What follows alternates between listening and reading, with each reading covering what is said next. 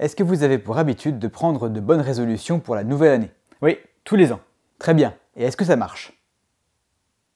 Non, maintenant que tu me le dis, tous les ans je commence très fort et puis je finis par abandonner. Je te rassure, t'es pas le seul. Le problème, il peut venir de 3 endroits.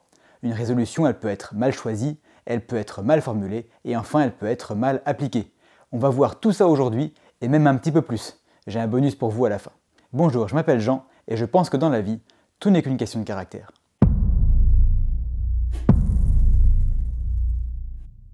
Comment est-ce qu'on peut mal choisir une résolution? C'est forcément un truc qu'on veut faire, c'est facile de pas se tromper, non? Ça, c'est une très bonne remarque. On peut avoir l'impression de vouloir quelque chose, alors qu'en fait, l'idée ne vient pas de nous. On ne veut pas vraiment, on pense qu'on devrait. Votre idée de perte de poids, est-ce qu'elle ne vous a pas été soufflée par vos parents par hasard? Votre résolution de vous mettre à la course à pied ou à la piscine? Est-ce que c'est pas juste pour faire plaisir à votre conjoint? Votre décision de vous lever un peu plus tôt, de commencer les douches froides le matin, est-ce que c'était pas juste une idée sympa que vous avez vue sur Instagram? Attention, il n'y a rien de mal a priori à vouloir perdre du poids, vous mettre à la natation ou vous lever plus tôt le matin. Mais si vous le voulez pour quelqu'un d'autre plutôt que pour vous, alors il y a de bonnes chances pour que votre motivation baisse rapidement. Ok, je vois. Mais comment est-ce qu'on sait si on veut quelque chose pour soi ou pour quelqu'un d'autre alors? Ça, c'est pas toujours facile. Voilà ce que je te propose. Tu peux essayer d'imaginer que tu renonces. Tu annonces à tout ton entourage, non. Finalement, je ne me lance pas là-dedans, pas cette année. Qui est-ce qui sera déçu? Qui sera en colère? Et qui sera soulagé? Ça pourrait t'aider à y voir plus clair. Ouais, je vais essayer ça. Mais ça règle pas mon problème. Comment est-ce que je choisis mes résolutions du coup? 3 questions pour valider ou pas une idée qui te passe par la tête. 1. Est-ce que je peux? Bah oui, on ne peut pas tout faire dans la vie. Est-ce que je peux commencer le piano si je fais déjà de la trompette, de l'accordéon et de la batterie? Si la réponse est non, ça ne veut pas dire que la résolution est à mettre à la poubelle, mais simplement qu'il faudra faire des choix. 2. Est-ce que je devrais? Est-ce que ça me correspond? Est-ce que ça me fait plaisir à moi? Est-ce que c'est en accord avec mes valeurs? Si la réponse est non, demande-toi pourquoi. Et 3. Est-ce que je dois? Est-ce que c'est une question de vie ou de mort? Est-ce que c'est une question de succès ou d'échec?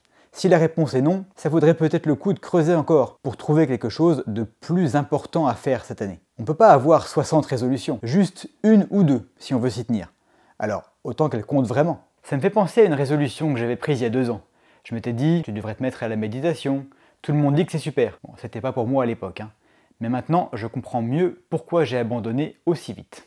Allez, maintenant qu'on tient une ou deux bonnes idées, il faut les formuler correctement. Ça peut faire toute la différence. Cette année, je veux perdre du poids, j'en suis sûr. Première erreur à éviter, tout ce qui est trop vague. Combien de poids? Comment est-ce que tu vas suivre ta progression? Combien de temps est-ce que tu te donnes? Est-ce que c'est réaliste? Et surtout, pourquoi est-ce que c'est important pour toi? On pourrait remplacer cette année je veux perdre du poids par je veux perdre 10 kilos avant le 31 décembre pour ne plus être essoufflé quand je monte un escalier. Je me pèserai tous les lundis pour suivre ma progression.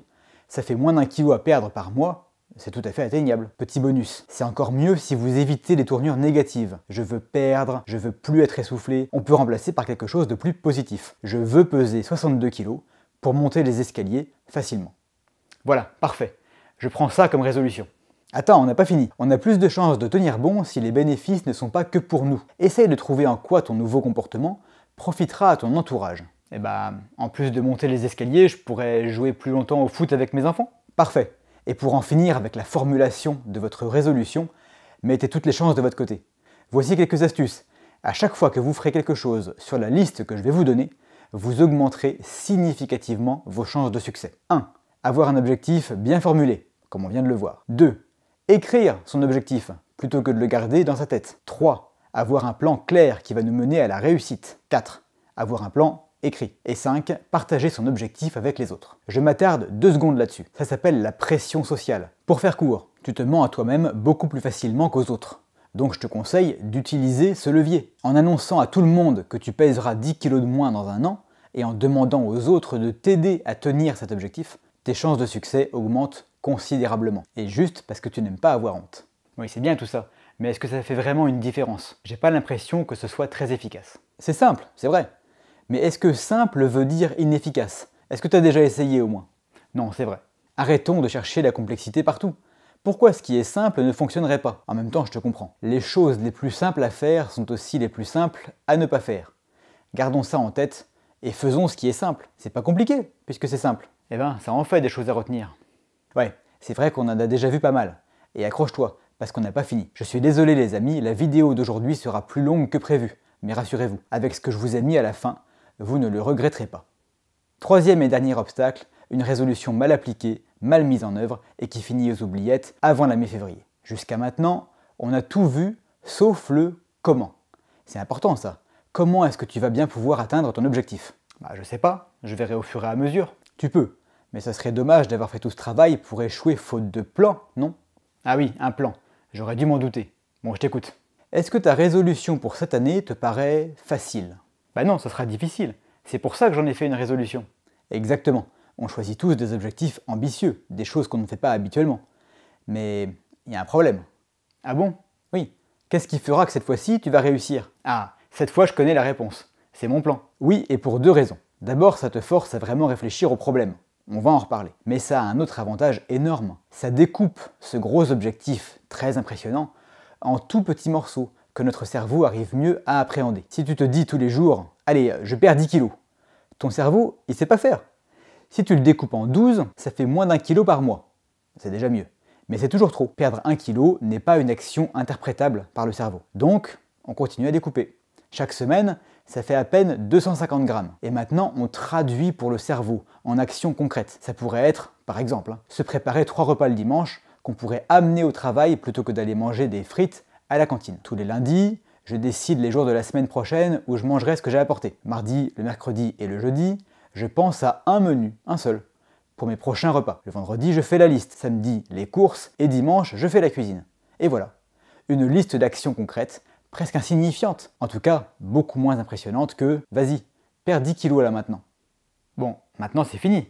On sait où on veut aller et comment y aller. Le plus dur est fait, non? Oui, le plus difficile est fait, mais c'est pas fini. Il reste une étape importante et le bonus que j'ai promis à tout le monde. Avoir un plan comme celui qu'on vient de faire, c'est un conseil que vous trouverez un peu partout. Je ne me contente pas de ça. Votre plan, on va le renforcer en y ajoutant une substance très spéciale. Ah, quoi? Ça s'appelle la réalité. T'imagines sérieusement que tout va se passer comme prévu, qu'il n'y aura aucun accroc pendant 1 an, que tu seras parfaitement régulier? Non, c'est vrai. Et t'as prévu quoi pour les jours où tu rateras une étape? Et si ça arrive plusieurs jours de suite? Je sais pas ce que j'ai prévu, mais si c'est comme les années d'avant, je risque de tout laisser tomber. Exactement. On est tous à la fois trop durs avec nous-mêmes et en même temps assez naïfs pour imaginer que tout se passera sans problème. Pensons-y à l'avance. Quels sont les obstacles anticipables? Qu'est-ce qui va te mettre en difficulté cette année? Quelles seront les conséquences sur ton objectif? Et comment les minimiser?